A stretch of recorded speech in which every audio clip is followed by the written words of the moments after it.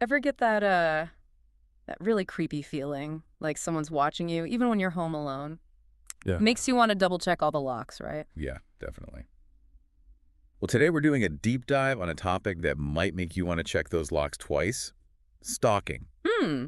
Not exactly a light and breezy topic, but trust me, this is important stuff for everyone to know. We've got some really fascinating source material to dig into today. Yeah, it's a lot more common than people think.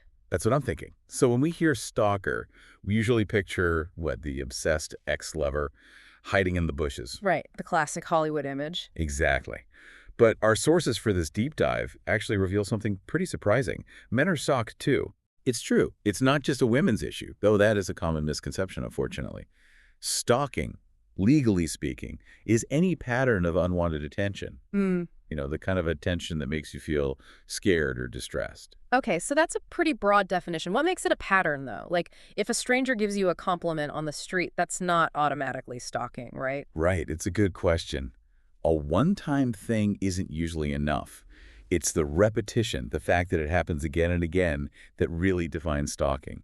It's the persistent intrusion, that feeling that someone is always there watching, that makes it so scary. Okay, so it's not like a one-time text message. It's got to be repeated and unwanted, like you said. What else should we know about that unwanted attention? What kind of things are we talking about? Sure, so it can vary a lot, but it's really about crossing boundaries and creating that climate of fear we talked about. Think like unwanted gifts, following someone, showing up at their work or home, basically anything that's done to intimidate, control, or scare the other person. Got it. So we've busted the myth that only women are stalked. But what makes a stalker tick? Is it always about, like, this twisted sense of love? Well, that's where it gets really interesting. Turns out there are different types of stalkers, and their motives can be really complex. Like what? Well, you've got the resentful stalker. It's like a disgruntled ex-employee who wants to get revenge. They're driven by anger and just this desire to make their victim suffer. And then there's the predatory stalker. Okay, that sounds even scarier. Yeah, this is the type that's often motivated by a desire for power and control over someone else. They get off on it. They often meticulously plan their actions and feel a sense of like warped entitlement, like they deserve to have this control. Chilling stuff. So it's less about love and more about power, then. In a lot of cases, yeah. So if there are different types of stalkers, are there different types of victims too? Or can anyone be a target? Anyone can be a target, absolutely. I think we can think of celebrities being stalked because that's what we see in the media. Yeah, it makes for a good story, I guess. Right. Yeah. But the truth is, it can happen to anyone. Your neighbor, a coworker, your classmate. And then with technology, with everyone being online now, we see even more cyber stalking, which adds a whole other layer to it. Cyber stalking. Okay. Yeah, that brings up a whole other level of creepiness. We're going to talk about that in a second for sure. But first, maybe we can shift gears a little bit and get practical. For the listener, I mean, what can someone do if they think they might actually be stalked? It's a scary situation to be in. First and foremost, trust your gut. That feeling that something's off. Don't ignore it. Yeah. Better safe than sorry, right? Exactly.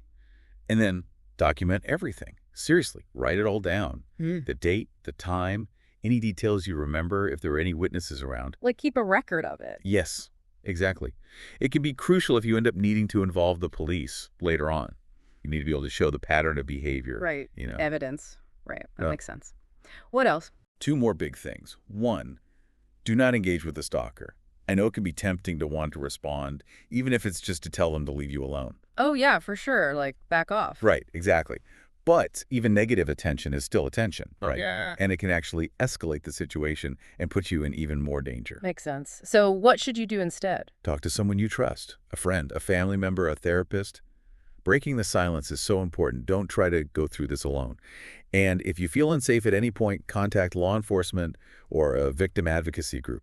There are people out there who can help. So important to remember you're not alone in this, and there are resources, people who understand what you're going through. That's really good advice.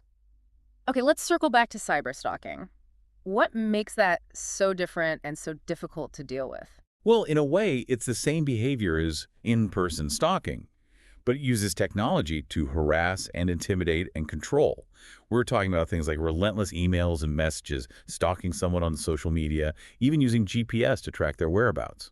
Oh, wow. So basically any kind of technology can be used for stalking, huh? Pretty much. And because it often happens anonymously, it can be really hard to track down the perpetrator. Plus, cyberstalking leaves this digital trail that can feel incredibly invasive and be hard to escape. So what can you do to protect yourself in the digital world? It's really important to be careful about what information you're sharing online. Think before you post. Strengthen your privacy settings on social media. And if you experience any form of cyberstalking, report it, both to the platforms where it's happening and to the police. There are also organizations like the Cyber Civil Rights Initiative that offer legal help and support for victims of online harassment. It's kind of terrifying to think that our digital lives, our online activities can be weaponized like this. This whole topic of stalking, it's been really eye-opening. I agree. And it raises a bigger question, like, what can we do as a society to better address the underlying issues that contribute to stalking behavior? How can we create a culture of respect and healthy boundaries, both online and offline? It's a conversation we all need to be having. 100%. It's definitely a conversation that needs to continue, and hopefully we can start to make some progress on this issue. But for now, I think the takeaway is knowledge is power. Right. The more we understand about stalking, the more we can protect ourselves and those around us. So, to everyone listening, be aware, be vigilant, and never be afraid to seek help if you need it.